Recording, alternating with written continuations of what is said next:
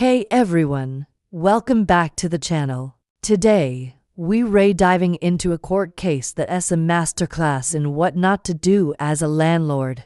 It's a wild story about a rental deal gone wrong, so buckle up.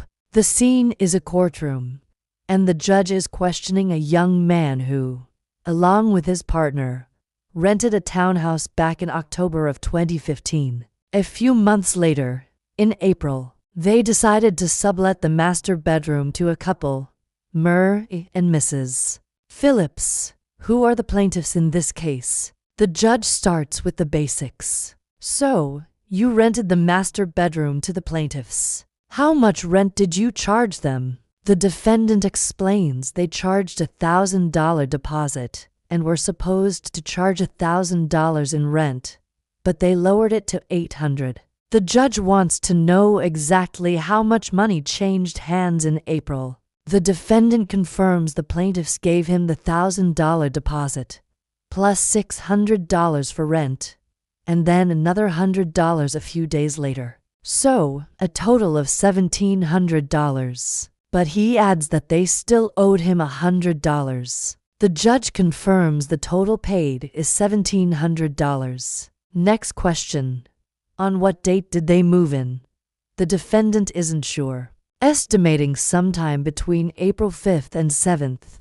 And when were they told they had to get out? The defendant replies, probably a week or two later. This is where it gets interesting. The judge asks why they were told to leave. Was it because the defendant didn't have the right to rent the room? Or because he rented it to someone else? The defendant starts to explain. The reason was we were supposed to get them on the lease. And at the time they weren't on the lease. We were in the process of doing it. The judge cuts him off, getting straight to the point. When you rented them the room, you didn't have the right to rent them the room. So they were told to leave. Who told them to leave? The defendant admits the property manager came in, along with somebody else. He explains they have 3 rooms and had someone else supposed to rent from them. The judge, clearly losing patience, tries to get him to listen carefully. Listen carefully, sir. You took their $1,700, and a week later, they were told they had to get out of the room. That's what this case is about. The $1,000,000 question, or in this case, the $1,700 question.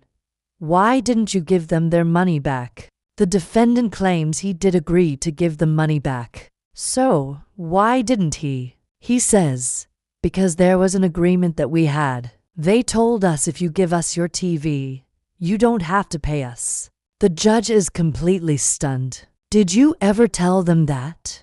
That's the dumbest thing I ever heard. The defendant doubles down, saying, well, that's the dumb thing he did. The judge fires back. I'm going to undo dumbness because he's very dumb. The defendant mutters, no, you're very dumb. The judge doesn't miss a beat. I'm not very dumb. People give you $1,700. A week later, they're told by the building management that they can't live there. They're kicked out. The defendant tries one last time to push the TV story. He said he would take the TV instead. The judge ignores this and goes back to the facts. You advertise for a room. Where did you advertise? The defendant says Craigslist. So, these were total strangers who answered the ad. They gave him $1,700 in cash. They were in the place for just a week. Then, the property manager, along with the police, came and told them to get out. The judge looks at the defendant, completely incredulous. What are you out of your mind? There's really nothing left to say. The judge makes the final ruling. Judgment for the plaintiff in the amount of $1,700. And that's the end of that. A short, chaotic, and frankly unbelievable case. It is a powerful reminder to always make sure you have the legal right to sublet a property. Before you take anyone else's money, don't end up like this guy, trying to trade a TV for $1,700 in cash in front of a judge. What do you all Think about this one. Let me know your thoughts in the comments below. Thanks for watching, and don't forget to like and subscribe for more courtroom drama. See you in the next video.